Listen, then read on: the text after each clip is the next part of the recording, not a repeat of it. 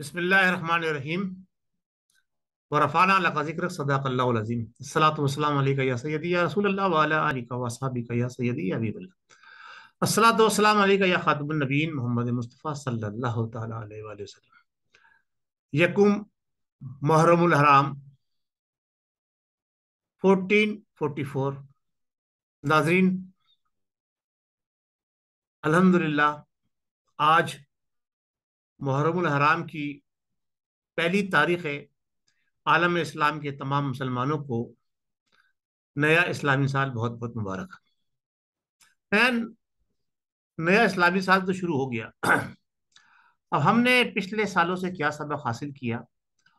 اور اب ہم نئے اسلامی سال میں داخل ہونے جا رہے ہیں۔ اللہ تبارک و تعالیٰ اس نئے سال کی برکتیں اور نعمتیں ہمیں عطا فرمائے۔ اور یہ محرم الحرام کا جو مہینہ ہے، یہ بڑا برکتوں والا مہینہ ہے۔ اس مہینے کی برکتیں اور فضیلتیں اگر آپ علماء اکرام سے سنیں اور کتابوں میں پڑھیں، قرآن مجید میں اس کا ذکر اور آقا دو عالم سید المرسلین خاتم النبیین محمد مصطفیٰ صلی اللہ تعالی علیہ وسلم کے صحابہ اکرام کے ذریعے اگر ہم اس مہینے کی اصل اساس تک پہنچنے کی کوشش کریں گے ان کے بیانات کی روشنی کے اندر، تو ہمیں پتہ چلے گا کہ رمضان المبارک کی برکتیں اور رحمتیں اپنی جگہ، اور اس کی تو بات ہی نرالی ہے کہ نزول قرآن اس مہینے میں ہوا تھا، لیکن یہ محرم الحرام جو اسلامی سال کا پہلا مہینہ ہے، یہ بھی کسی طرح سے کم نہیں ہے۔ یہ بھی کسی طرح سے کم نہیں ہے، اس کی بھی بڑی فضیلتیں ہیں۔ اور ان کی فضیلتوں کے اندر سب سے بڑی اہم بات یہ کہ جناب علی کہ اس مہینے کی جو پہلی تاریخ ہے اس سے لے کے عاشورہ تک ہر روز کوئی نہ کوئی ایسے واقعات اور کوئی نہ کوئی ایسے معاملات رونما ہوئے ہیں، اور پھر قیامت بھی جو ہے وہ عاشورہ ہی کے دن آنی ہے۔ حضرت آدم علیہ السلام جو دنیا میں اتارے گئے وہ بھی محرم الحرام کا مہینہ، اور آدم علیہ السلام کی پیدائش وہ بھی محرم الحرام کا مہینہ، اور دیگر بہت سارے معاملات جناب علی یہ چیزیں ساری جو رونما ہوتی رہی ہیں وہ محرم الحرام کے مہینے کی حوالے سے ہوتی رہی ہیں۔ اچھا، یہ تو ہو گئی بات مبارکباد یکم محرم الحرام کی۔ ہم بات کریں گے اپنے ملک وطن پاکستان کی۔ پاکستان کے اندر جس طرح سے اگر ہم دیکھتے ہیں کہ ہم محرم الحرام بناتے ہیں، اس کا طریقہ اور اگر ہم کمپیئر کریں ملیشیا کے اندر، تو ابھی جو میرے تھمبنیل کے پر آپ کو سائن بورڈ نظر آیا، یہ سیلیبریشن کرتے ہیں، باقاعدہ باقاعدہ اسلامی طریقے سے سیلیبریشن کرتے ہیں۔ بڑے پروگرام، بڑے اجتماعات ہوتے ہیں جناب یہ محرم الحرام کے حوالے سے، یکم محرم کے حوالے سے۔ یعنی جس طرح سے دنیا بھر کے اندر یہود و نصارہ انگریزی سال مناتے ہیں اور بڑی بڑی تقاریب اور بڑے بڑے جناب کانسرٹ وغیرہ جو ان کا طریقہ کار ہے وہ اپناتے ہیں، یہاں ملیشیا کے اندر اسلامی طریقے سے محرم الحرام کو بڑے خوبصورت انداز میں سیلیبریٹ کیا جاتا ہے، اس کی آمد کی خوشی منائی جاتی ہے۔ لیکن ہم نے یہ دیکھا ہے کہ ہمارے ملک کے وطن پاکستان کے اندر محرم الحرام کے مہینے کو جو مرتبہ اور جو مقام اسلام نے دیا ہے، اس سے ہٹ کر ہم اس کو جناب علی دوسری طرف لے کے چلے جاتے ہیں۔ محرم الحرام کو ہم یہ سمجھتے ہیں جناب علی کالے کپڑے پہننے شروع کر دیے، یعنی ایک طرح سے یہ سمجھے کہ سوگ کا ایسا عالم ہوتا ہے کہ جو مہینہ نئے سال کا شروع ہوا ہے، اس مہینے کو ہم افسوس کا، ٹھیک ہے، نواسہ رسول سید المرسلین خاتم النبیین محمد مصطفیٰ صلی اللہ تعالی وسلم نے قربانی دی تھی اس محرم الحرام کو، ان کا پورا خاندان جناب اس محرم الحرام کے مہینے میں شہید کیا گیا، شہید تھے وہ، ان کے لیے رویا نہیں جاتا۔ شہید جس کے لیے اللہ رب العزت فرما رہا ہے کہ شہید کو مردہ نہ کہو، وہ زندہ ہیں، ہم ان کو رزق پہنچاتے ہیں، یہ عام مسلمان کی شہادت کی باتیں، تو ان کے لیے اتنے درجات۔ تو پھر نواسہ رسول صلی اللہ تعالیٰ علیہ وآلہ وسلم کی جو معاملات ہیں اس کے حوالے سے اگر ہم دیکھیں تو آپ اس پہ غور کریں کہ جناب علی ان کے لیے لوگ نعوذ باللہ ماتم کدا ہوتے ہیں، اپنے آپ کو پیٹتے ہیں، اور جناب علی پتہ نہیں کیا کیا جو خرافات کی جاتی ہیں، وہ اسلام کا شعار نہیں ہے ہمارے حوالے سے۔ ہمارے حساب سے اسلام کے شعار کے منافی سارے کام کیے جاتے ہیں۔ ہمیں یہ چاہیے کہ ہمارے جس طرح سے ملیشیا کے اندر باقاعدہ طور کے اوپر کہ جیسے ہی محرم الحرام کا چاند دکھا اور جناب علی مساجد کے اندر پروگرام شروع ہوئے، اور وہ دین کی معلومات اور دین کی حوالے سے لوگوں کو جو پیغام دیتے ہیں، اور جو سارے اسلامی جو پیغامات ہوتے ہیں، جو قرآن مجید، فرقان حمید اور اسوہ حسنہ یعنی سنت رسول صلی اللہ علیہ وسلم کی روشنی میں ہوتے ہیں، اور لوگوں کو بتایا جاتا ہے کہ جناب علی کہ اسلام کی کیا اہمیت ہے، اسلام میں اسلامی مہینے کی کیا اہمیت ہے، اسلام کے پہلے مہینے کی کیا اہمیت ہے، اور اسی طرح سے دوسرے مہینے اور تیسرے مہینے اور چوتھے مہینے اور اسی طرح سے 12 مہینے تک کے تمام معاملات کے اوپر سیر حاصل گفتگو کی جاتی ہے، اور یعنی اسلام کے پہلے مہینے محرم الحرام کو باقاعدہ ایک جشن کی طرح سے سیلیبریٹ کیا جاتا ہے، اور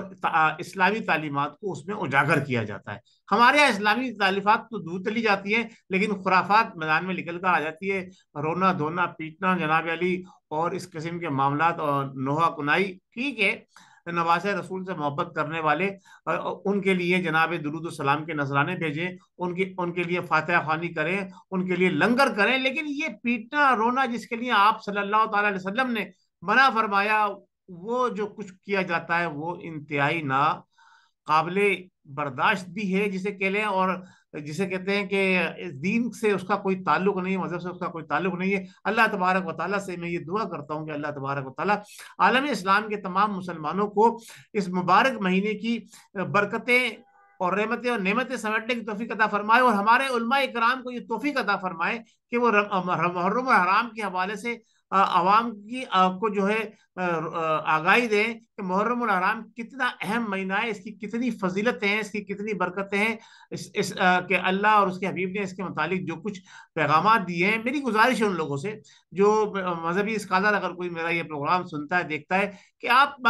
مذہب کے حوالے سے، قرآن کے حوالے سے، حدیث کے حوالے سے اور سنتوں کے حوالے سے اور صحابہ اکرام کے فعل کے حوالے سے اس مبارک مہینے کی برکتیں اور فضیلتیں جو ہیں وہ عوام تک پہنچانے کی کوشش کریں، تاکہ عوام صحیح معنوں میں اسلام کو پہچان سکے۔ جو عوام کو اس مہینے کے حوالے سے جو روشنی نظر آتی ہے، جو کچھ نظر آتا ہے ٹی وی پر، میڈیا پر اور سوشل میڈیا کے اوپر، اور پھر